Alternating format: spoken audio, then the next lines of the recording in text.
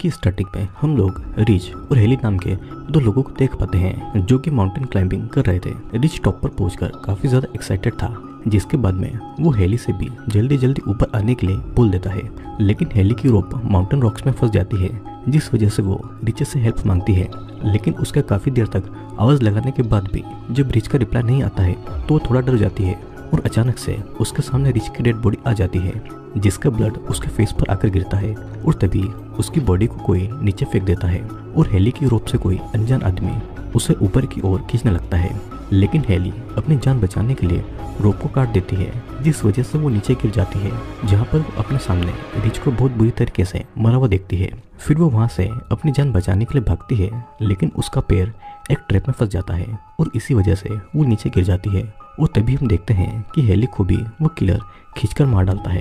अब कहानी फ्लैशबैक में जाती है, जहाँ पर हमें कुछ न्यूज़पेपर की कटिंग्स दिखाई जाती है, जिसमें हम काफी सारे मिसिंग लोगों को देख पाते हैं जो कि वेस्ट वर्जीनिया के जंगलों में गायब हो गए थे और उनका पता आज भी नहीं चल पाया था। और इन्हीं न्यूज आर्टिकल्स में हम लोग कुछ डिफॉर्म्ड लोगों की पिक्चर्स को देख पाते हैं, जिन्हें जेनेटिक डिसऑर्डर होने की वजह से उनके जीन्स चेंज हो गए थे, जिस वजह से उनका फेस काफी खौफनाक हो गया था। वो जेनेटिक डिसऑर्डर होने के कारण उनके फेस के साथ साथ उनकी मेंटेलिटी भी आदमखोर वाली ही हो गई थी और वो कैनिबल बन गए थे, जो कि कार से अपने ऑफिस जा रहा था। लेकिन सामने वो बहुत ही ट्रैफिक देखता है, जिसके बारे में पूछने के लिए वो एक ट्रक ड्राइवर के पास में जाता है, जो उसे बताता है कि यहाँ से 1 किलोमीटर दूर एक केमिकल ट्रक पलट गया है, जिस वजह से काफी लंबा ट्रैफिक लगा हुआ है। और इसके बाद में क्रिस अपने ऑफिस में कॉल करके बताता है कि यहाँ पर बहुत ट्रैफिक है, जिस वजह से वो लेट हो जाएगा। लेकिन यहाँ पर उसके फोन की बैटरी खत्म हो जाती है और कॉल करने के सिलसिले में वो एक गैस स्टेशन पर पहुंचता है, जहाँ पर वो बहुत सी लावारिस गाड़ियों को देखता है। फिर हम लोग क्रिस को उस गैस स्टेशन के मालिक से बात करता हुआ देखते हैं, जो कि उसके फोन को यूज करने की परमिशन मांगता है। लेकिन उस गैस स्टेशन का फोन भी डेड था, जिसके बाद क्रिस वहाँ पर लगे हुए मैप में एक शॉर्टकट रास्ता देखता है, जो कि कुछ दूर जाने के बाद में सीधा हाईवे से मिल जाता है। और उसे देखने के बाद में वो उस रूट के लिए निकल जाता है और कुछ दूर चलने के बाद उसके सामने 2 रास्ते आ जाते हैं, जहाँ पर वो जंगल से होते हुए हाईवे पर मिलने वाले रास्ते पर चला जाता है।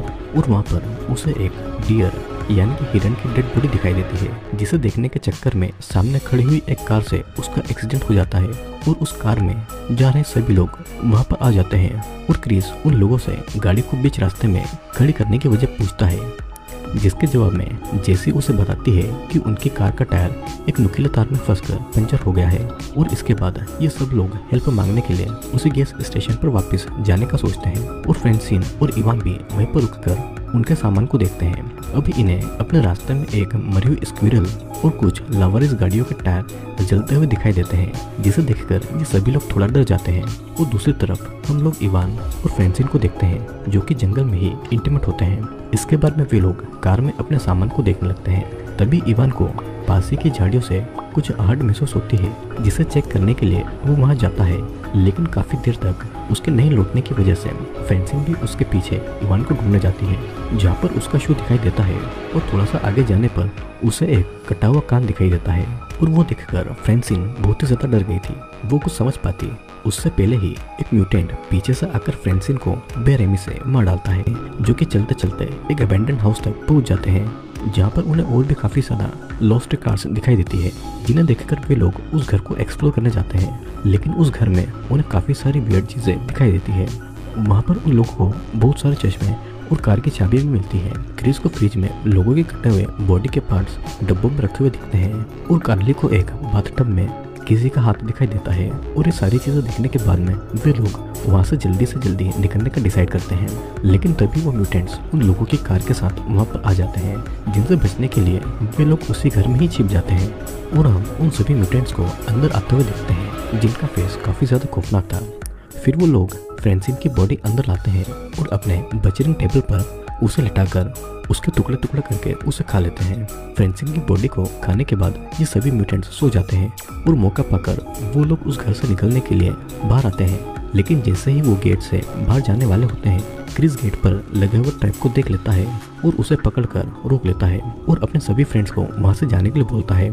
ये सभी लोग वहाँ से जा ही रहे होते हैं कि तभी एक म्यूटेंट की नींद खुल जाती है, जिसे देखकर वो सभी वहाँ से अपनी जान बचाने के लिए भागते हैं। लेकिन वो सारे म्यूटेंट्स अभी भी इन लोगों को मारने के लिए इनके पीछे पड़ गए थे।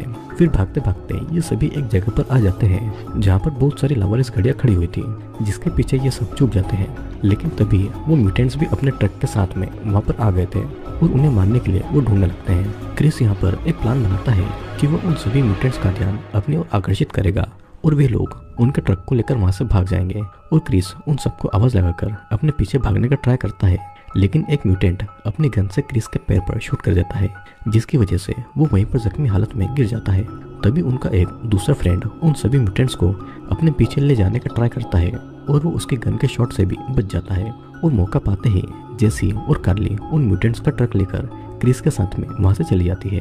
अब थोड़ा आगे पहुँचने के बाद उन्हें उनका फ्रेंड दिखाई देता है, जिससे कि वे लोग जल्दी से ट्रक में आने का बोलते हैं। लेकिन पीछे से उसे एक म्यूटेंट किलर अपने बो से शूट करके उसे मार डालता है, जिसकी डेथ से उन सभी दोस्तों को काफ़ी बुरा लगता है।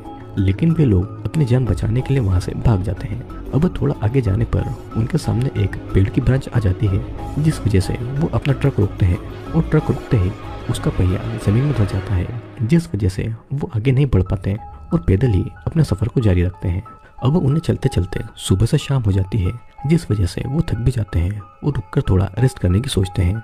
जहाँ पर कार्ली उन्हें एक वॉच टावर दिखाती है, जिसे देखकर वो काफ़ी ज़्यादा खुश होते हैं और उस वॉच टावर के ऊपर चढ़ जाते हैं। और इसके बाद में वे लोग उस जगह को एक्सप्लोर भी करते हैं, जहाँ पर जेसी को एक फर्स्ट एड किट दिखाई देती है, जिससे कि वो क्रिस के जख्म पर उसकी पट्टी करती है। तभी कार्ली को वहाँ पर एक रेडियो मिल जाता है, जिसकी मदद से वे लोग अपने पास के पुलिस स्टेशन पर कांटेक्ट करने की कोशिश भी करते हैं, लेकिन उन्हें सामने से कोई भी रिप्लाई नहीं मिलता है।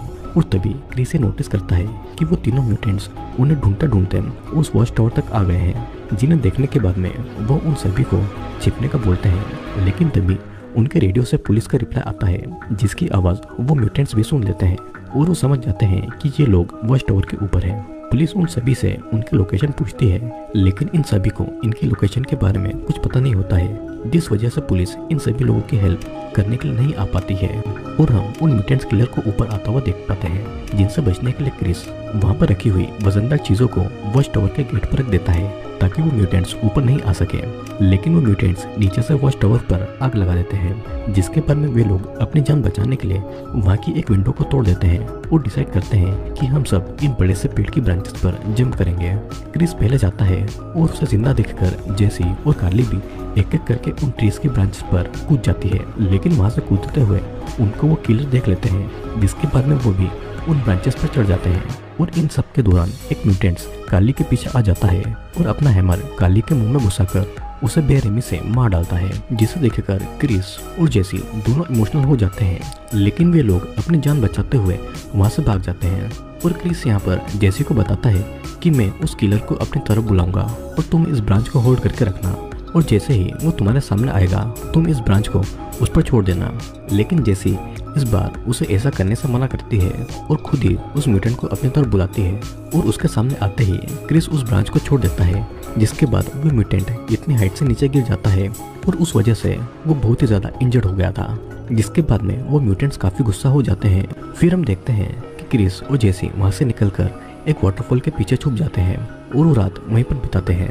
अब अगली सुबह हम लोग उन दोनों को वहाँ से जाते हुए देखते हैं, जहाँ पर थोड़ा आगे जाने के बाद में उन्हें एक हाईवे दिखाई देता है, जिसे देखकर वो काफ़ी खुश होते हैं। लेकिन तभी वो म्यूटेंट्स उन पर हमला कर देते हैं और क्रिस को नीचे गिराकर जेसी को वहाँ से अपने साथ में ले जाते हैं। तभी क्रिस को वहाँ पर एक पुलिस की कार दिखाई देती है और वो उससे मदद मांगने के लिए वहाँ पर जाता है। वो सारी सिचुएशन के बारे में उस ऑफिसर को समझा रहा होता है कि तभी एक म्यूटेंट उस ऑफिसर की आंख पर अपने बॉस से अटैक करता है, जिसकी वजह से उसकी वहीं पर डेथ हो जाती है। क्रिस उसकी कार के नीचे छुप जाता है और फिर वो म्यूटेंट उस ऑफिसर की बॉडी को कार में रखकर वहाँ से चला जाता है। नेक्स्ट सीन में हम लोग जेसी को देखते हैं, जिसे उन किलर ने एक बेड पर बांध कर रखा हुआ था। तभी वहाँ पर वो दूसरा किलर उस पुलिस ऑफिसर की बॉडी को अंदर लेकर आता है, जिससे वे लोग काट कर खाने लगते हैं। और ये सब देखकर जेसी काफी ज्यादा डर जाती है और बाहर हम क्रिस को देखते हैं, जो कि जेसी की आवाज सुनकर उसे बचाने के लिए उस घर में आग लगा देता है और कार से उस घर का दरवाजा तोड़ते हुए उन म्यूटेंट्स पर अटैक कर देता है। वो एक किलर के सीने में एक नुकीले वेपन को घुसा देता है, जिसके बाद में वो जेसी को खोलने के लिए जाता है। लेकिन तभी पीछे से एक दूसरा किलर उस पर हमला करता है और वो उसे बस मारने वाला था कि तभी जैसी एक बो को उस किलर के सर में घुसा देती है, जिसकी वजह से वो किलर वहीं पर मारा जाता है। लेकिन अभी भी एक और किलर जिंदा था जो इन दोनों पर अटैक कर देता है, लेकिन इस बार भी जैसे तैसे वो दोनों उससे बेहोश कर देते हैं और कार के फ्यूल टैंक पर शूट कर देता है, जिसके बाद में वहाँ पर एक बहुत ही बड़ा ब्लास्ट होता है और सीन यहाँ पर कट होता है। अब मूवी के एंड में हम लोग क्रिस और जेसी को देख पाते हैं जो कि उन म्यूटेंट्स के ट्रक को लेकर वहाँ से चले जाते हैं और वे उसी गैस स्टेशन पर पहुंचते हैं। उन्हें वहाँ पर आता देखकर गैस स्टेशन के ओनर को लगता है कि इस ट्रक में वो किलर हैं और वो उसे मारने आ रहे हैं, जिनसे बचने के लिए वो गैस स्टेशन का ओनर अंदर चला जाता है और वहाँ पर छुपकर देखने लगता है। लेकिन तभी वो देखता है कि ट्रक के अंदर क्रिस और जेसी है। फिर क्रिस उस मैप को पार देता है जिसे देखकर उन्होंने वो रॉन्ग टर्न लिया था। अब हमें कुछ टाइम के बाद का सीन दिखाया जाता है जहाँ पर पुलिस उसी घर को इन्वेस्टिगेट करने के लिए आई हुई थी, लेकिन तभी एक ऑफिसर के पीछे उन्हीं म्यूटेंट्स में से एक म्यूटेंट आ जाता है जो कि उस पुलिस ऑफिसर को बहुत ही बुरी तरीके से मार डालता है, जिसके बाद में ये मूवी उसी म्यूटेंट की खौफनाक हंसी के साथ में एंड हो जाती है।